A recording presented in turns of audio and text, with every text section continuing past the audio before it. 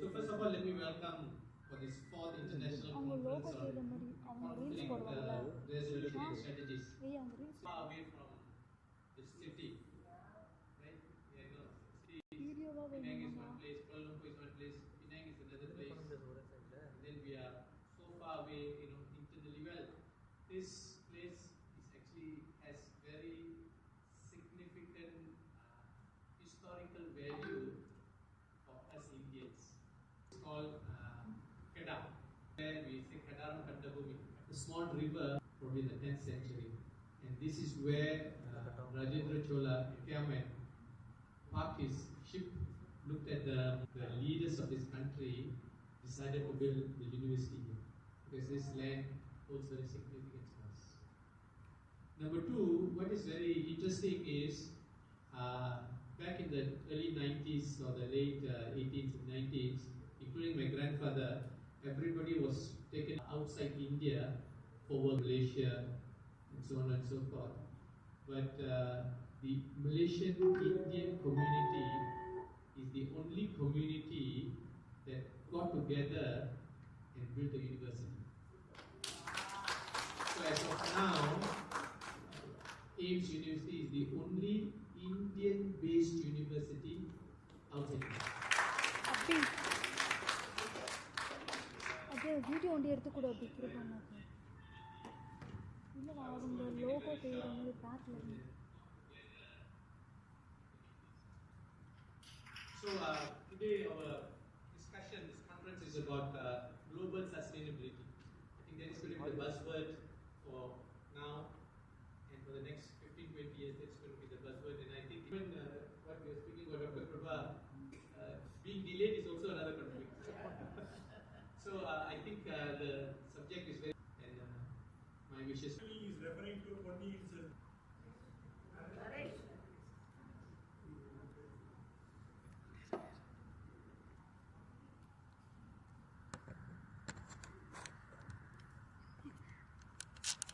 Triber எடுத்து Warm words and sweet, not something please you carry it to your hearts. Live check Okay.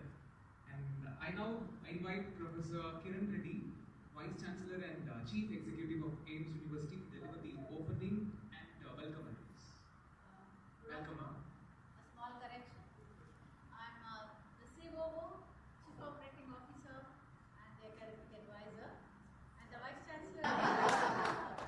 The one seated by my left side is Ms. Liz, the Registrar of Aimst.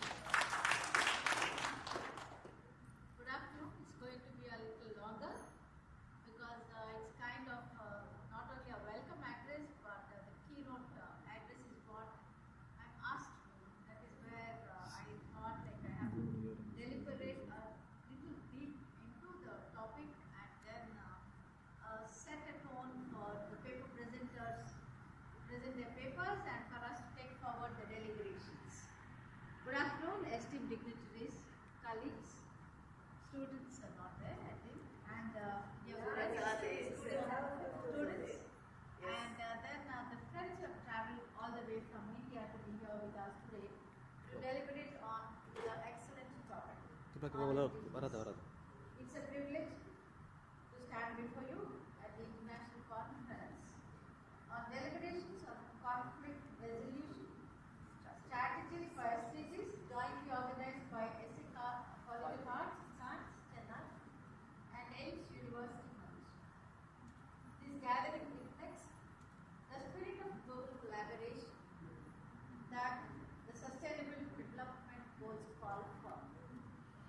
On behalf of the Honorable Chancellor of Aimst University, Dr. Sansri Vigneshwaran, and members of the Board of Governors, a heartfelt appreciation to SA College of Arts and Science, Chennai, and the DVC, Dr. Prabhakaran, research and the team for coming up with an idea of conducting a joint international conference on a topic, as the Vice Chancellor said, very relevant to equip the future generations with a strong understanding and the importance of SDGs, whereby becoming the proud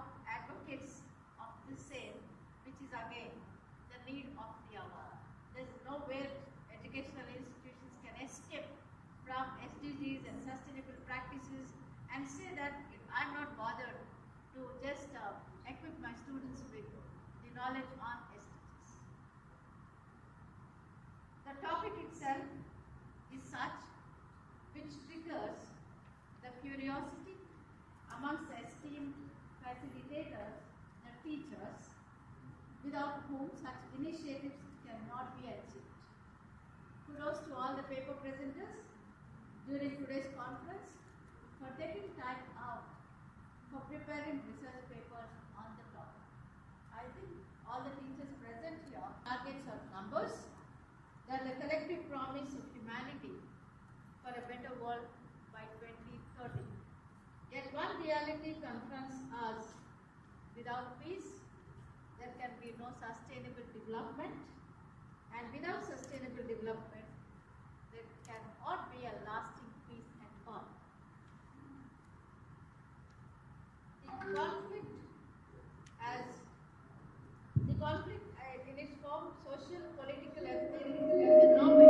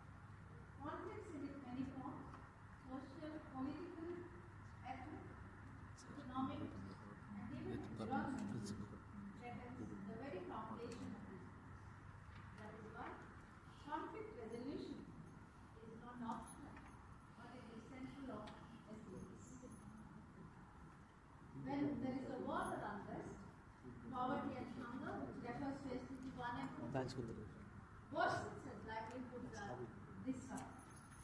Education refers to default, collapses when classrooms are replaced by refugee camps. Health refers to SDG 3, declines when hospitals are destroyed and access is denied. Climate action, SDG 13, a very important one, is undermined as climate-related resource scarcities ignite fresh tensions and way forward conflicts. Conflict is not an isolated problem.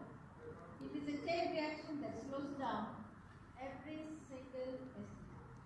So how do we move forward? Like this, dialogue and mediation, building platforms where disagreements can be aired before they escalate, education and awareness, empowering communities, especially the youth, with negotiation, empathy, and problem-solving skills. Institutional strengthening, transparent governance, strong legal frameworks, and accountability mechanisms that prevent injustice should be in place. Inclusivity, ensuring that the marginalized, the vulnerable, and the voiceless are included in decision making. There's no way we can escape. Technology and data, using AI, big data, and social media analytics to predict and even prevent conflicts before they erupt. Now it's fraction of seconds, the news travels, and immediately with the intervention of AI, I think that we will be advised how the conflicts can be resolved. Lessons from around the world. Rwanda's post-genocide journey teaches us that community-driven reconciliation is possible. Scandinavian nations show us the power of embodied peace, education early in the schools itself. Regional bodies like ASEAN and SAARC prove that dialogue across nations can prevent escalation. The These examples remind us that conflict resolution is not theoretical, it is practical and it works. The role of academia and youth are as follows. Universities like Aimst and College of Arts and Science are not just academic institutions, they are neutral spaces for dialogue, innovation and problem solving. Students and young leaders have the potential to act as peace ambassadors, they are digital natives, bridge builders and the inheritors of tomorrow's world. If we empower them with the right skills, they can transform conflict into cooperation. But let us not be naive. Rising nationalism and polarization threaten unity.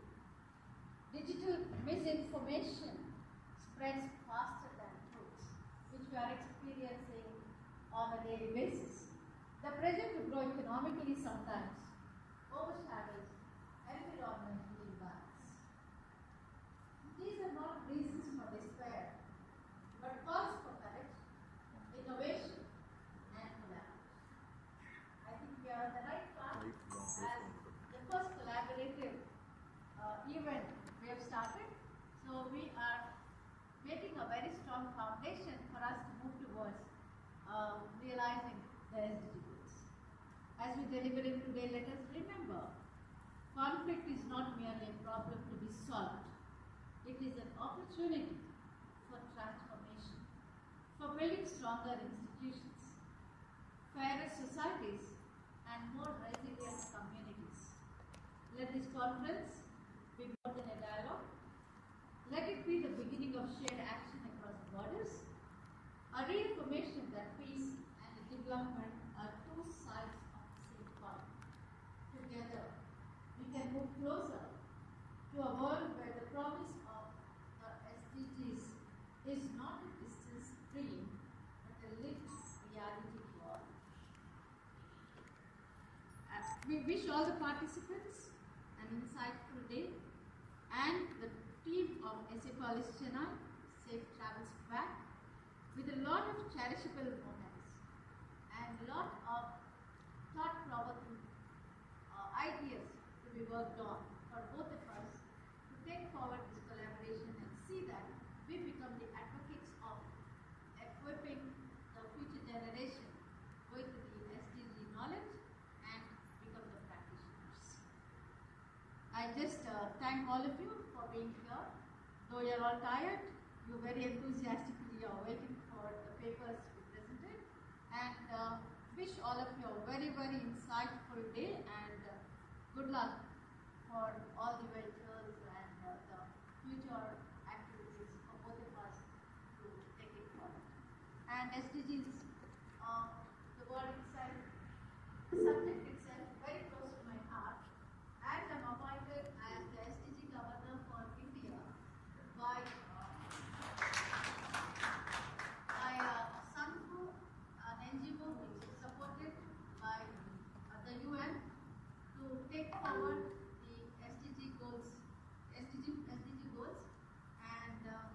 from there on, here after coming here, I'm just planning to start. We are planning to start a center so that we can drive the sustainable practices in a very meaningful and relevant manner, and hope we can just do it together. Thank you all of you. Thank you very much for the insightful speech. We will now formally release the compendium of abstracts. May I request the delegates to come forward to officially release the compendium from Aimst University and College of Arts and Science.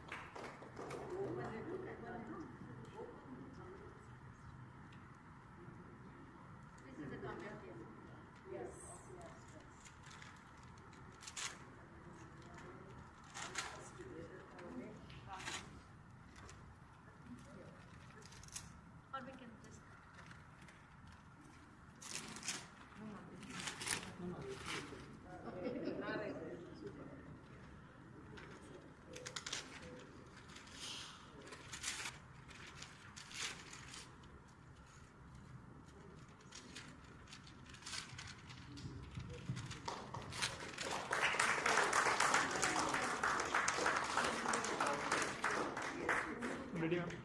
Yeah, left to left.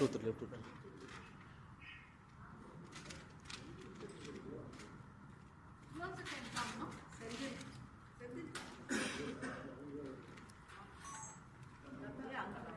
Ma'am, கொஞ்சம் closer. Yeah, send it. Ready, ma'am? Send it. Thank you. Ma'am, Camera upper, camera. Stay, ma'am. Stay. Stay. wait பண்ணுங்க. Stay.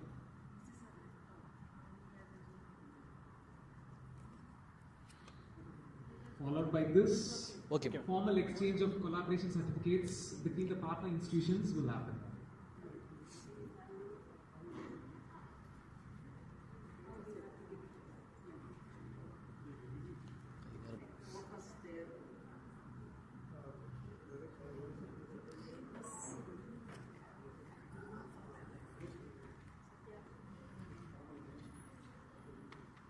This is the formal announcement of exchange of collaboration certificates happening between Aimst University and SA College of Arts and Science, Chennai, India.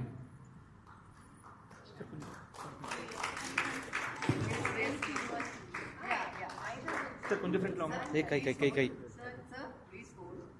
Sir, ready, sir, ready. Camera on.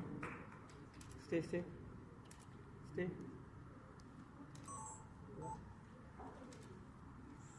Okay.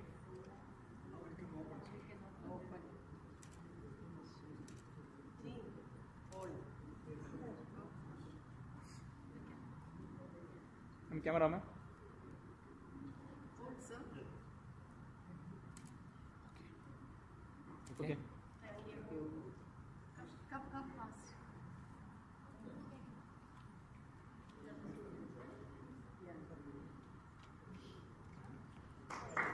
I'm ready. I'm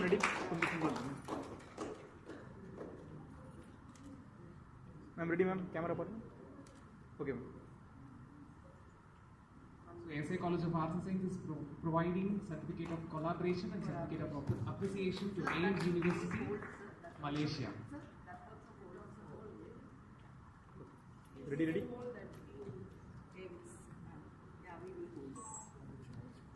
I'm ready, ma'am.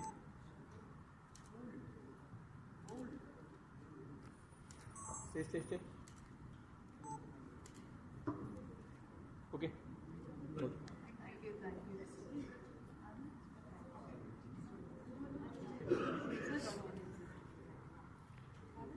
Dear delegates, kindly stay back. Please do. Sir, please.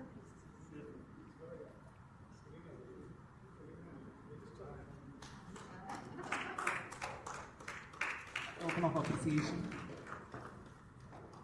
I'm ready, ma'am. Stay. Okay.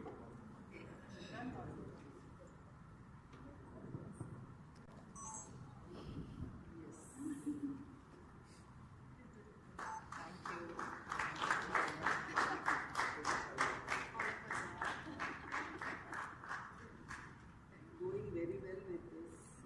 Yeah, thank you. I'm ready. Stay, ma'am. Stay. Okay.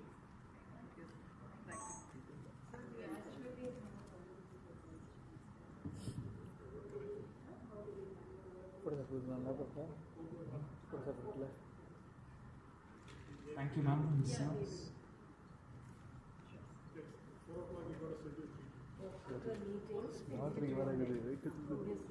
So you guys need to come with us when we're handing over the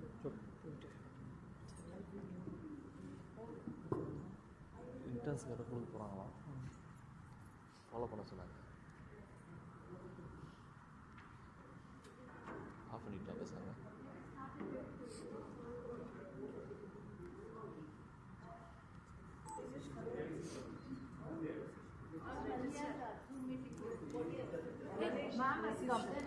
Ma'am has come. We will.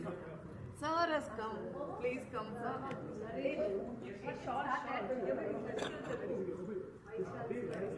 Malaysia.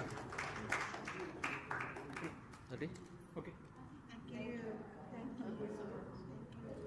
I invite Professor Dr. Kadiresan V. Sadasivam, Vice Chancellor, and his team to come to the stage. Thank you so much. Thank you so much. This also you can hold it. Yes. Sir, you also please join. Sir, please join with us, all of you. Yes, sir, please join. Ma'am, please, all of you. Sendil. Ganapati. வாங்க. Naresh.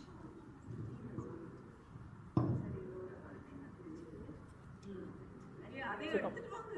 Senthil. This. Book. Sir.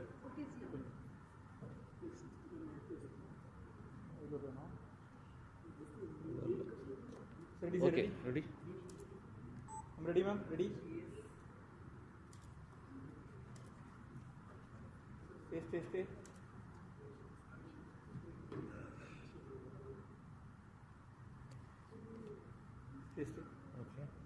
Okay. Okay. அப்படியே yes, sir. Thank you, sir. Thank you so much. So, sir. Yes, sir. I'll give it to you.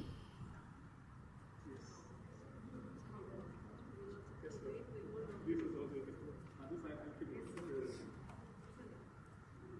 is also this I think Yeah. I'm ready, ma'am.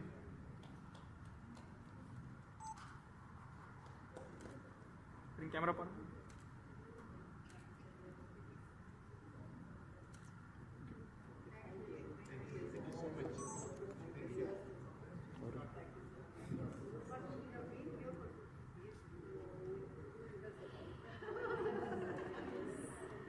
We will proceed with photo session followed by IT. Thank you all.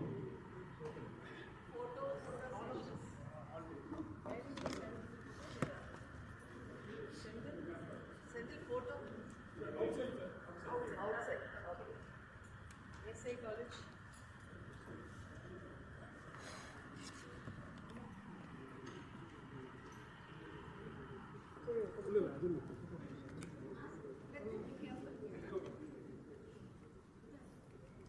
Open பண்ணிடலாமா அதை open ஆகிட்டோமா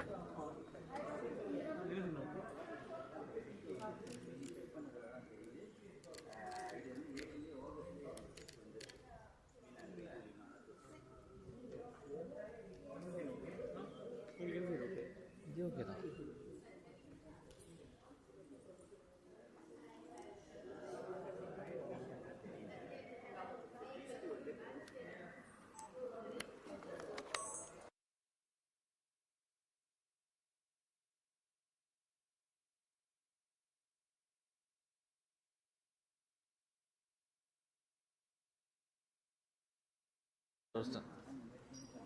miss கூப்பிட்டே இருந்தாங்க எல்லாரும் திரும்புகிறாங்க உங்களை தவிர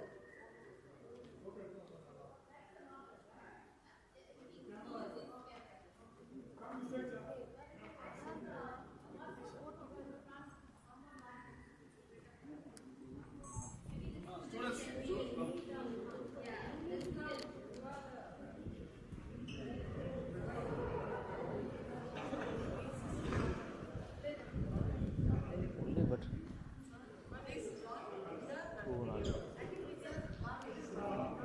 tripod இல்லை ஆட்டோவில் போட்டு ஊற்றலாம் நம்ம போயிட்டு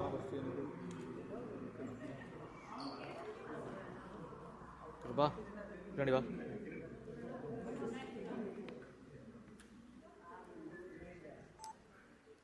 I'm ready, ma'am. Ready? Stay, ma'am.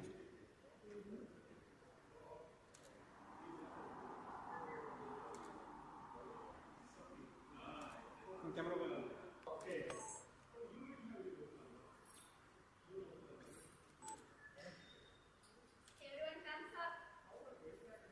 Okay அப்படி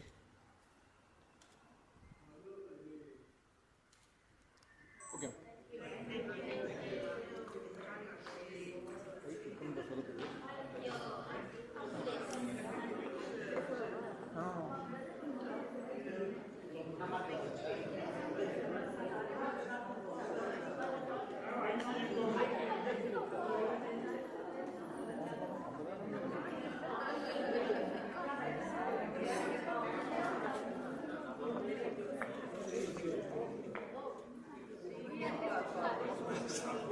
வெளியே வந்து மிஸ்ட்டு பார்த்தியா?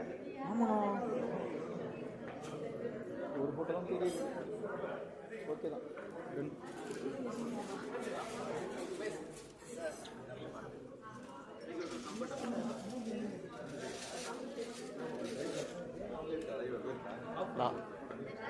அப்படி வச்சுட்டா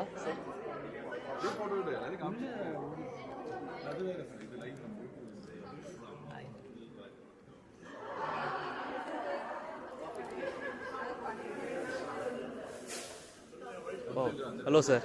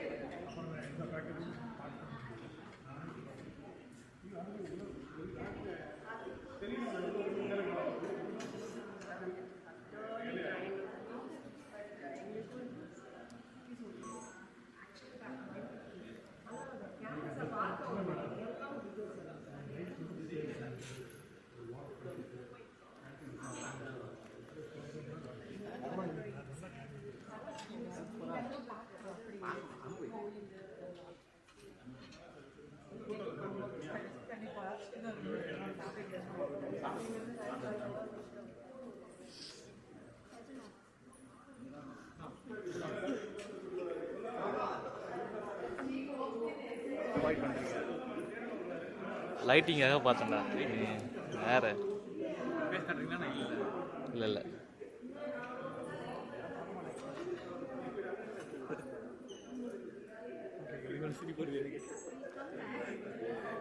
லைவ் யாராவது பார்க்குறாங்க.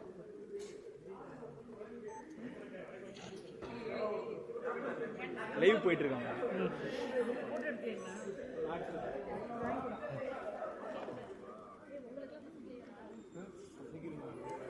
அவ்வளோதான்.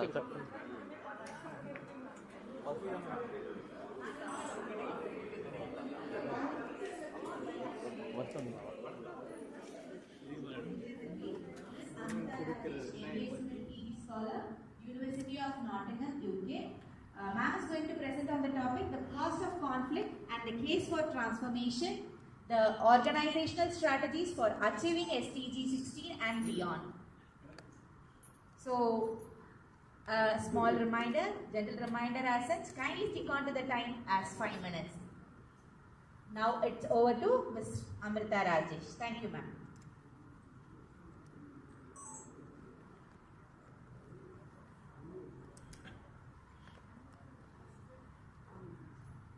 Ma'am, you can start, ma'am.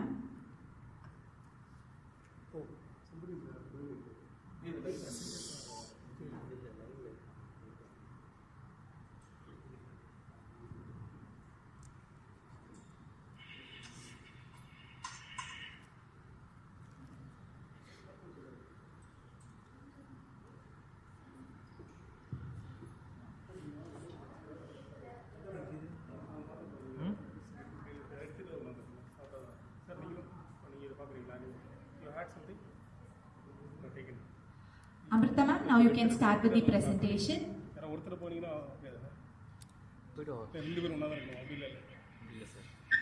Good afternoon, I am Amrita, Ms. MA student from the University of Nottingham, and I am here to my paper that is the cost of conflict and the case for transformation, organizational strategies for achieving SDG 16 and beyond. This aims to look at how the organizations, could manage the conflict and help them not perceive conflict as a barrier, but more of a strategic pathway for sustainable development. So, agenda for today's presentation is I'll start with the introduction on what the paper is about, and move to the literature review, and the third would be the strategies for the organization, how organizations could manage the conflict, and finally a conclusion of the presentation. So conflict, as you know, is everywhere. It is in teams, it is in supply chains, it is in communities, and it is often perceived to be negative. But what matters is how organizations manage such conflicts. So my paper is to link between the organizational conflict management and the SDGs, particularly focusing on the SDG 16, which is the peace, justice and strong institutions. So why this matters is because by 2030, 2/3 of the world's poor may live in fragile and conflict-affected settings, and this conflict costs the economy trillions in lost growth. And moreover, in organizations, managers spend 20 to 40% of their time in resolving such conflicts, which predominantly occurs in workplace disputes, stakeholder clashes, supply chain breakdowns, and so on. So, if the conflict is not managed properly, it leads to a destructive cycle, which starts from a conflict, it moves to a risk, it moves to a lost value, and finally moves to missed SDG progress. And so, in order for the organizations to break such cycle, so my paper shows how conflict drives innovation, resilience, and strong institutions, and also provides some strategies or frameworks for organizations to manage the conflict. And in other words, also help reframe conflict from a risk mitigation to a strategic investment for sustainable development. So coming to the literature review, first on conflict in organizations, it is this conflict is considered to be a double-edged sword, wherein the destructive hurts or undermines cooperation, and the constructive sparks innovation, creativity, and learning. And research also shows that there should be a shift in the view of conflict from pathology to a strategic tool for learning. And secondly, in terms of cross institutions, so therefore there is a need for inclusive institutions, which is considered to be a key to sustain long-term development. And third, on the SDGs and conflict transformation, wherein without peace and justice, other SDGs like poverty or health, they stop. And the research also shows that corporate responsibility and stakeholder engagement can reduce conflict and foster peace. So with that being said, there is a gap here. More studies see conflict as a cost, but not as a strategic resource. And there is little empirical work on how organizations could transform conflict and for their progress in their SDGs. So what can organizations do? So coming to the strategies, the first strategy would be on the leadership and governance. So the transparent decision making and ethical leadership could definitely reduce mistrust and build a culture of dialogue. And there are research done where firms publishing the ESG reports actually benefit from 20% higher stakeholder trust. The second strategy would be on the dialogue and mediation, where the shift from positional bargaining to interest-based negotiation can actually save cost. And of course, embedding training in HR policies can also strengthen the organizational resilience. And on partnerships and ecosystem thinking, which is the third strategy, although there are conflicts ripple across the value chains, there is a need for cross-sector collaborations with governments, NGOs to prevent escalation, also reduce the disruptions. The fourth strategy would be on the diversity and inclusion, wherein if that diversity is not managed properly, it could potentially lead to conflict, and inclusive practices are set to be the drivers of innovation. So these two, diversity and inclusivity, go hand in hand. And the final strategy on the technology and innovation would be where you could use AI. Organizations could use AI for early conflict warning, could use blockchain for transparent grievance systems, and also can use digital platforms to act as a channel for employees of communities for open dialogue. So coming to the conclusion, Yes, conflict is unavoidable. However, outcomes are definitely within our control. Therefore, organizations must respond to conflicts deliberately and not defensively. So if these conflicts are poorly managed, this destroys the value, the trust and the SDG progress within the organization. However, if they are strategically managed, it drives innovation, resilience and sustainability. Therefore, conflict management is not a soft skill anymore, it is a strategic capability. It is an investment in terms of prosperity, resilience and SDGs. And embedding these leadership, dialogue, inclusivity, partnerships definitely drives a long-term value. So I would like to conclude with a simple message that conflict is not a cost to be avoided, it is an opportunity to build sustainable futures. Thank you.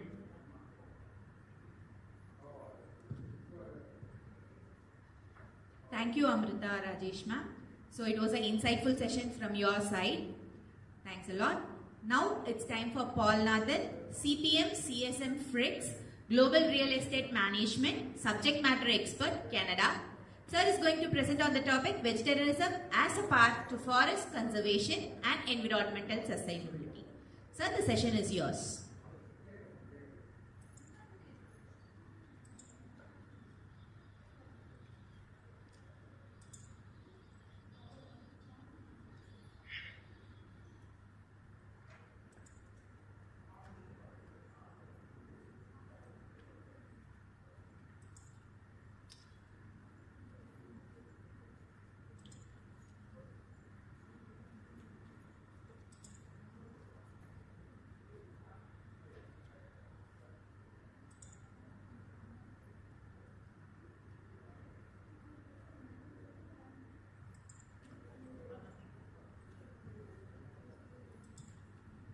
Hello? Paul sir, you can start the session, sir. Yes sir, you're audible. You can just start with your presentation, sir. Okay, share screen.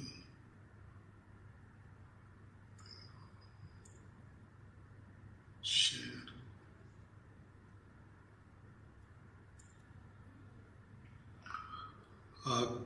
Is my screen is visible there? Hello? Yes sir. Yes sir. Okay. Good afternoon, everyone. I am Paul Nathan from Toronto. Today my topic is a roadmap for combating deforestation and achieving the sustainable development through vegetarianism.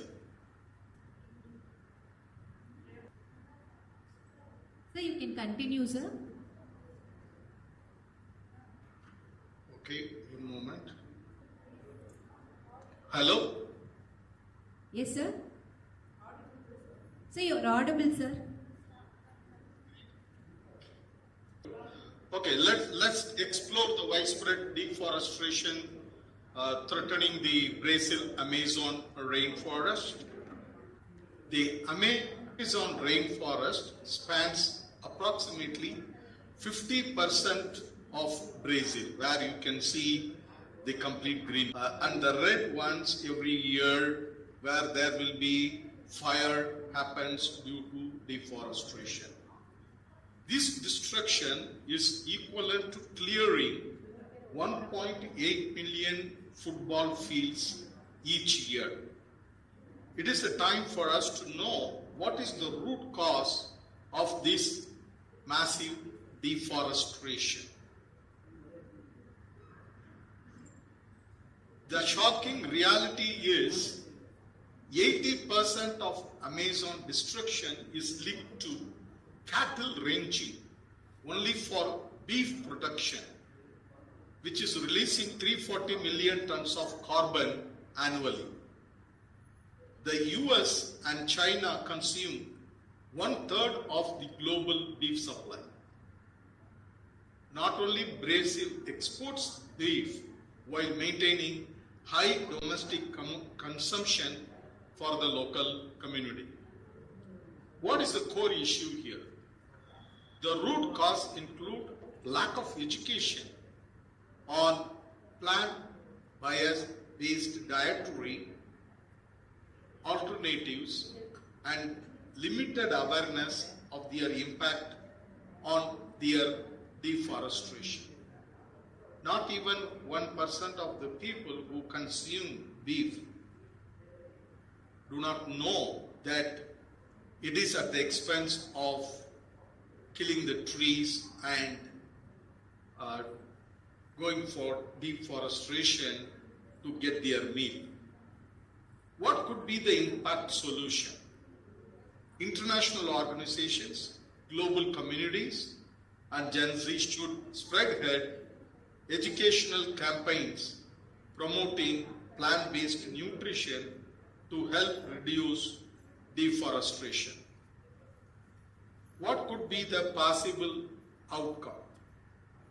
A significant reduction in meat consumption eliminates the need for cattle grazing lands, thereby preserving rainforest and protecting the environment. So let us unite to raise awareness and end deforestation. Have any questions? Please contact Northern Consulting Incorporation at gmail.com. All the very best from Toronto.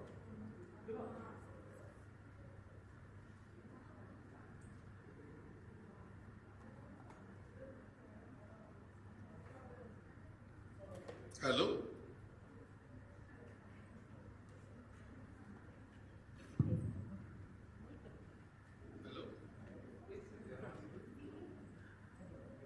Yeah, you are audible, Mr. Yeah, I have concluded. Yes, sir. Thank you, Paul, sir. Thank you for your presentation. Next is Mr. Manoj, Senior IT Architect, IBM from USA. Sir is going to present on the topic Good Health and Well-being Mapped to AI and Tech-based SDG 3. Manoj sir, you can start with your presentation. Manoj sir, you can start with your presentation. Okay, thank you. Hi all, I'm Manoj here. Manoj Kumar Sabaya, and I'm working with IBM as a senior IT architect as well as what are all the key roles of the AI technologies in the health perspective. What are all the key roles of the AI technologies in the health perspective. One is early detections and efficient diagnosis and personalized treatment and access expansions. These are all the AI which can evolve things and which we can make the things easily detectable in the disease or any things which you wanted to predict things manner. The AI will help you because you have lots and lots of data around you. With that, your AI will help you to do things pretty much faster than what human can do. What is AI can explore and what is implemented and what is the benefits out of it. So here I've given key stats and the impact on it. So how each diseases, like example the diabetes and Alzheimer's, breast cancers, how they utilized and how the AI being utilized here to minimize the factors and insensitively or your MRI scans, and it will be is explored now. This is the short stats, and it's AI is not only with this particular man, it has a very big hands on it. I'm going to give you industrial usages of what is all being AI being driven. It can help you to predict your diseases and diagnose your diseases. And currently, it's in the live utilization like cancer, tuberculosis, diabetes, and retinology. All these therapies which we are using these prediction space. And also it helps you do remote monitoring. Example, if a person needs to be enabled on the remote whereas doctors cannot be visited in a short span. Your AI and ML will be able to help you with the as a remote connective doctors or to your remote villages. So a lot of IoT devices, and we have a lot of hand gadgets which can help you to do this AI things to deliver to the human to the end users. It will accelerate, and we can easily achieve this SDGs as faster with this AI implementations. And I'm going to talk about the technology enablement, how we can enable this to the end users through a cloud computing, big data, machine learning, deep learning, and blockchains. These are all the simple ways to easily you can enable this AI to the end users. And right now, these are all the technologies which is enabling the people to have these AI benefits achieved. And I'm going to talk about the challenges and ethics. What current things are managing it. So the data privacy, because you cannot randomly give the data to the AI world, and that's a basic thing. Now the data privacy is a utmost thing. So data privacy and the algorithmic bias, because every algorithms cannot promptly detect it, and digital divide. These are all the real concerns which current real-time AI implementers are facing it to implement this. But there are some certain goals are also being achieved with this, but solutions are all being marketed every now and then. But this is one of the challenges what we are currently facing now. I'm going to summarize the aspects of these SDG achievements.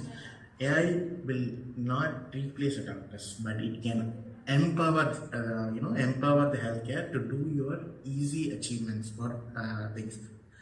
As well, it comes up with a lot of gadget-oriented implementation, easy for the end users to utilize these AIs, and it can predict, personalize, and democratize the healthcare. Which was not happened in the previous layers. So as well, it will give you a good health and well-being, not to every person in the world. It is every person in the sense it can be a human or non-human. That's the power of this AI. So with this, I'll conclude my speech, and thanks for giving me an opportunity. Thanks all.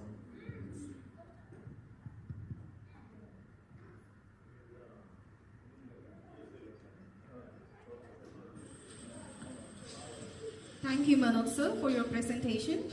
Next we have Dr. Krishnan R, Assistant Professor and Head, SA College of Arts and Science, India, on the topic of From SDG Disillusionment to Strategic Solidarity Towards a United Forum of Friendly Nations.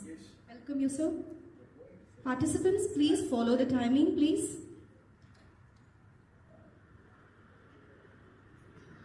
Hello. Hello, I am audible to you? Yes, sir, you're audible.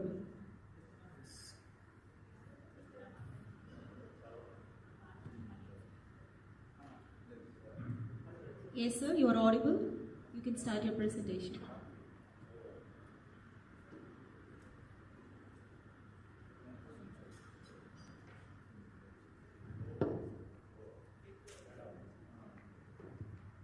Yes, I will start my presentation. Can I start? Yes, sir, you can start your presentation. Yes, from SDG disillusionment to strategic solidarity towards united forum of friendly nations is the topic what I have chosen. And micromanagement of. Sorry for the interruption, sir. SDG. Please switch on your video. Micromanagement of SDGs is well done by the lower strata of the SDGs, and when it comes to international aspects, we have to do something differently. That is what I suggest here. So I am getting into the topic.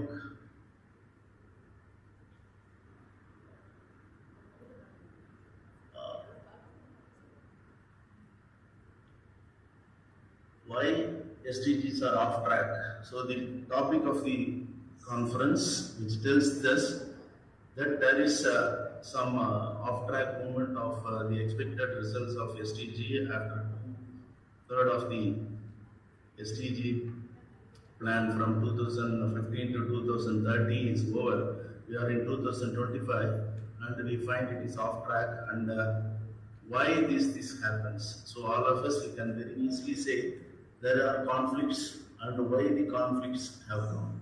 See, the disillusionment, this awareness has come and has given an idea that universalization of SDG assumes linear scope. So whenever we say linear scope, the effort what we give will provide the same amount of output. That is what we think, but in reality it is not the case. So the linear assumption assumes each SDG is independent, each nation is equal under SDG lens. Efforts is proportional to progress, which is not the case, and we have found that there is an off-track movement and it is not satisfactory. So it is in reality what happens is the non-linear model, that is SDG is interlinked, progress on one depend on the other. For example, I have given an equation with the simplistic mathematical equation ax1 plus bx2 plus cx1 x2, where the cx1 x2, the constant c, if it is greater than 0, it is synergy, and if it is less than 0, it is conflict. So it is mathematically shown, and it is very essential. We can say various aspects of, for example, if you take up one SDG of human empowerment, the other one will be mental well-being, will be automatically inversely proportional. It is not proportional. So to manage this, if we get into it, we get into more complicated situations like what can happen when it comes to the interrelationship between SDGs. So the direct gains. So whenever we say, when we set up a parameter, education, investment, literacy improves, it's a direct gain. So then when it comes to over-fertilization, the soil damages, so then it is diminishing returns. So you can categorize such kind of relationships. So water plus health care gives lower child mortality. It is synergy. It indicates synergy, which is mathematically told as CXY. And then when it comes to commodity cycle, which we cannot predict and it will be fluctuating, so it is volatile and it is represented by a sine cos function. It's just an illustration, but it may happen. It is to show the complication of interrelationships. We use some mathematical models here. And industrialization, which is versus environment imbalance. So it is asymmetry. So one thing goes and the other one moves in another direction. There is asymmetry, and when it comes to clean energy and enable growth, the amplification happens, both go together. But there are three linear and three non-linear aspects. So when it comes to, on paper, synergy and amplification look linear, but even then, when it comes to multinational environments, the internal asymmetry, coordination costs and compensation mechanisms, these bend even synergy and amplification into non-linear shapes. So the direct gains, another straight line which is available, is only possible for superpowers. Smaller nations face crowd cost into debt, conditionalities and coercion. UFN is the proposal what we do in this work as a solution, and the UFN says it is a non-linear model. It's a pooling. So how it makes it? It takes it into two-layer operation.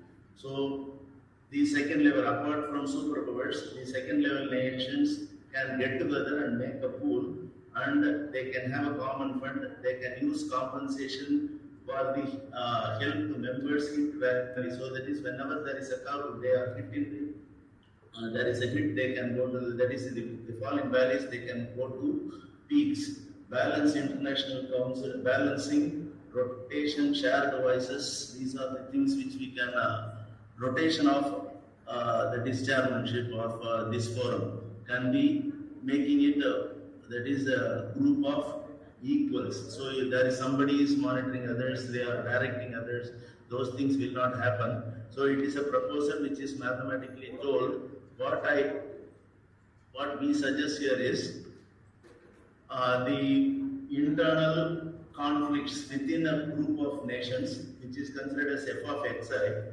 and will be converted into f of ufn. So there will be a single target which is set by a group of people, so that it becomes linear, like p is equal to a of 60. So the ufn operates stable and linear. ufn absorbs complexity. So whenever I say there is ufn, we have to understand the United Nations have fallen short of its because of lack of power what it has, the executive power what they have. So the United Forum of Friendly Nations is a solution what we think of, and we have given an elaborate solution for this one. What are ground principles? Peaceful coexistence and intra-block trust, shared access, food, energy, digital, reject coercion, sanction proxy wars, leadership by facilitation or nomination. So these are all the things which you have to plan. It has to be given as a framework. So we have given a framework for the complete thing. So then institutional design, council of equals. So everybody is equal here. GDP proportionate to solidarity contribution. So whenever it comes to the contribution, how much contribution a lower country gets more or something, these conflicts will be adopted by proportionate distribution.